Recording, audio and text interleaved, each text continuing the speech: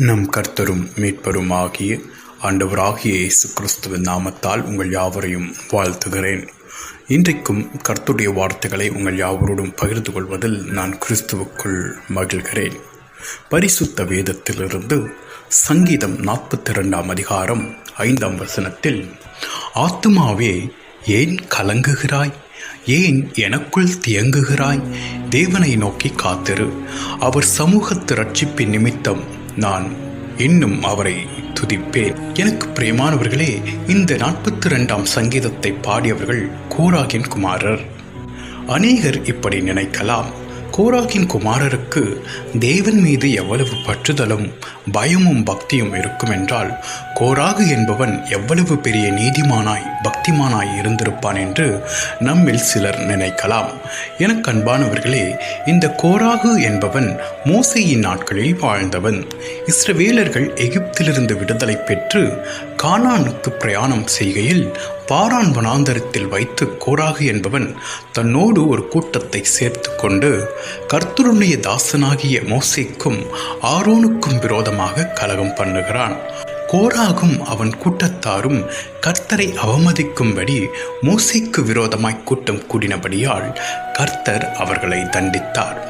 கோராகும் அவன் கூட்டத்தாரும் நின்றிருந்த இடத்தில் உள்ள ஒரு நிலம் பிளந்து பூமி தன் வாயை திறந்து அவர்களையும் அவர்கள் வீடுகளையும் அவர்களுக்கு உண்டான சகல பொருட்களையும் விழுங்கி போட்டது. எனக்கு பிரியமானவர்களே, கோராகின் கூட்டத்தாரை விழுங்கும்படி பூமி தன் வாயை பிளந்ததுதான் உலகம் தோன்றிய பின்பு ஏற்பட்ட முதல் பூமி அதிர்ச்சி என கருதப்படுகிறது. எனக்கு பிரியமானவர்களே, கோராகு தேவனை அவமதித்து தேவ மனுஷனுக்கு விரோதமாக எழும்பினபடியால் தேவனுடைய கோபத்திற்கு ஆளானான். இந்த சரித்திரம் என்னாகமம் 16 அதிகாரத்தில் நாம் பார்க்கலாம். ஆனால் கோராகின் குமாரரோ அப்படி இராமல் தேவன் மீது பயமும் பக்தியும் நம்பிக்கையும் உடையவர்களாய் இருந்தார்கள். இப்பொழுது தேவனை சார்ந்து அவரையே நம்பி வாழ்கிற இந்த கோராகின் குமாரர்கள் பாடும் பாடல் வரிகளை நாம் தியானிப்போம். ஆத்துமாவே நீ ஏன் கலங்குகிறாய்? ஏன் எனக்குள் தியங்குகிறாய்? தேவனை நோக்கி காத்திரு, அவர் சமூகத்து ரட்சிப்பின் நிமித்தம் நான் இன்னும் அவரை துதிப்பேன். எனக்கு பிரியமானவர்களே, பாடல் ஆசிரியர் எழுதும் வரிகளை கவனியுங்கள். ஆத்துமாவே நீ ஏன் கலங்குகிறாய்? ஏன் எனக்குள் தியங்குகிறாய்? தேவனை நோக்கி காத்திரு. அதாவது இப்பாடல் ஆசிரியர் தனக்குத்தானே பேசிக்கொள்ளுகிறதை நாம் பார்க்க முடியும். தன் ஆத்துமாவோடு தான் உரையாடுகிறதையும் தன் ஆத்துமாவுக்கு தாம் அறிவுரை கூறுவதையும் நாம் பார்க்கிறோம். எனக்கு பிரியமானவர்களே, நமக்கு பயமும் பதட்டமும் தவிப்பும் கலக்கமும் வருகிற போது நாம் என்ன செய்வோம் என்பது நமக்கு தெரியாது. ஆனால் கோராகின் புத்திரரில் இப்பாடல் ஆசிரியர் ஒரு விஷயத்தை செய்கிறார். விசுவாசிக்கிறவன் பதறான் என்கின்ற வார்த்தையின்படி பயமும் பதட்டமும் தவிப்பும் கலக்கமும் நிந்தையும் அவமானமும் வருகிற போது, தன் ஆத்துமா கலங்குகிற போது, ஆத்துமாவே நீ ஏன் கலங்குகிறாய்? ஏன் எனக்குள் தியங்குகிறாய்? தேவனை நோக்கி காத்திரு என்று தன் ஆத்துமாவுக்கு தானே தைரியத்தையும் நம்பிக்கையையும் இந்த பாடலாசிரியர் கொடுக்கிறார். ஆம், இன்றைக்கு நம் ஆவிக்குரிய வாழ்க்கையில் கற்றுக்கொள்ள வேண்டிய ஒரு பாடத்தை கோராகின் குமாரர்கள் நமக்கு கற்றுத்தருகிறார்கள். இனி அவ்வளவுதான், இனி மீள முடியாது, இனி முடிந்து விட்டது, இனி எந்த சகாயமும் நமக்கு கிடைக்கப்படாது என்கின்ற சூழல்கள் நம் வாழ்வில் வருகிற போது நாம் நம் ஆத்துமாவுக்கு சொல்ல வேண்டியது, ஆத்துமாவே நீ ஏன் கலங்குகிறாய்? ஏன் எனக்குள் தியங்குகிறாய்? தேவனை நோக்கி காத்திரு, அவர் சமூகத்து ரட்சிப்பின் நிமித்தம் நான் இன்னும் அவரை துதிப்பேன் என்று சொல்ல வேண்டும். அவரை நோக்கி காத்திருக்க வேண்டும். இன்றைக்கு அநேகர் பூங்காக்களில் காத்திருக்கிறார்கள். காதலிக்காகவும் காதலனுக்காகவும் பரிதாபம். நேரம் வீணாகி போகிறது, அவர்கள் வாழ்க்கையும் வீணாகி போகிறது. வாலிப காலத்தில் வாலிபர்கள் கர்த்தரை நோக்கி காத்திருக்க வேண்டும். கோராகின் குமாரருக்கு அந்த அனுபவம் இருந்தது. வேதத்தில் அன்னாள் என்னும் ஸ்திரீ தன் கர்ப்பத்தின் கனிக்காக தேவனை நோக்கி ஜெபத்தில் காத்திருந்தாள். ஜெபத்தில் காத்திருந்ததலின் பலன் தேவன் அந்த ஸ்திரீயின் கர்ப்பத்தை திறந்தார். இஸ்ரவேலின் நியாயாதிபதியும் தீர்க்கதரிசியுமாகிய சாமுவேல் அன்னாளின் வயிற்றில் பிறந்தார். ஆமேன்.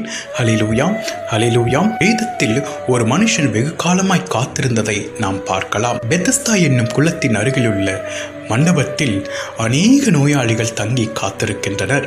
காரணம், அவ்வப்போது தேவதூதன் வந்து குளத்தில் இறங்கி தண்ணீரை அசைத்து போவான்.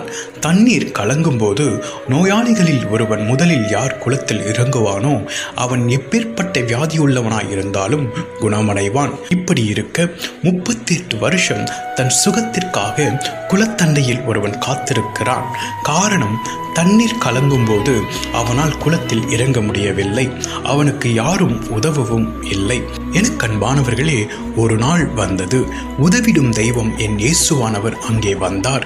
இயேசு தமது வாயின் சொல்லாலே, எழுந்திரு, உன் படுக்கையை எடுத்துக்கொண்டு நட என்றார். உடனே அவன் அற்புதம் சுகம் பெற்று படுக்கையை எடுத்துக்கொண்டு நடந்து போனான். ஹல்லேலூயா. 38 வருஷம் மனுஷர் எனக்கு உதவி செய்வாரா, யாராவது என்னை குளத்தில் இறக்கி விடுவார்களா என்று எதிர்பார்த்து அவன் காத்திருந்தான். ஒருவரும் அவனுக்கு உதவவும் இல்லை. அவன் வியாதியின் படுக்கையில் இருந்து மீளவும் இல்லை. ஆம், எனக்கு அன்பானவர்களே, மனிதர்களுக்காய் காத்திருப்பதில் ஒரு நன்மையும் கிடைக்காது. ஆனால் இயேசுவானவரோ அவன் எதிர்பாராத விதமாய் வந்து அவனை நோக்கி, சொஸ்தமாக வேண்டும் என்று விரும்புகிறாயா என்று விசாரித்தார். அவனுக்கு சுகத்தை கட்டளையிட்டார். ஆம், நம்மை விசாரிக்கிறவரும் நமக்கு சகாயம் செய்கிறவரும் நம்மை காக்கிறவரும் ஆகிய தேவனை நோக்கி காத்திருப்போம் என்றால் ஆபத்து காலத்தில் அவர் சமூகத்து ரட்சிப்பை காண்போம்.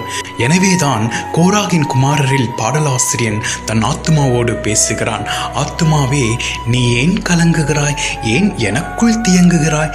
தேவனை நோக்கி காத்திரு, அவர் சமூகத்து ரட்சிப்பின் நிமித்தம் நான் இன்னும் அவரை துதிப்பேன் என்று. இங்கு தேவனிடத்தில் இருந்த ரட்சிப்பை பெறும் ரகசியத்தை கவனியுங்கள். அவர் சமூகத்து ரட்சிப்பின் நிமித்தம் நான் இன்னும் அவரை துதிப்பேன் என்று பாடலாசிரியர் பாடுகிறான். அதாவது, அவரை துதித்துக் கொண்டே இருப்பேன், அவர் சமூகத்தின் ரட்சிப்பை பெற இன்னும் அவரை துதிப்பேன்.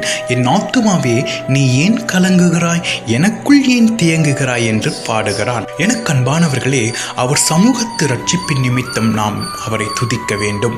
நாமோ அதற்கு மாறாக அவர் காரியம் செய்தால் துதிப்போம் என்றிருப்போம். எனக்கு பிரியமானவர்களே, சுவிசேஷத்தின் நிமித்தம் பவுலும் சீலாவும் சிறையில் அடைக்கப்பட்டனர். நடுராத்திரியிலே தேவனை நோக்கி ஜெபம் பண்ணி துதித்து பாடினர். அங்கே காவலில் வைக்கப்பட்டவர்கள் அதை கேட்டுக் கொண்டிருந்தனர். திடீரென்று சிறைச்சாலை அஸ்திபாரங்கள் அசையும்படி பூமி மிகவும் அதிர்ந்தது. உடனே கதவுகள் திறவுண்டு எல்லாருடைய கட்டுகளும் கழன்று போயிற்று. ஆம், எனக்கு அன்பானவர்களே, அவரை துதிக்கும் போது தேவ சமூகத்து ரட்சிப்பை நாம் காண்போம்.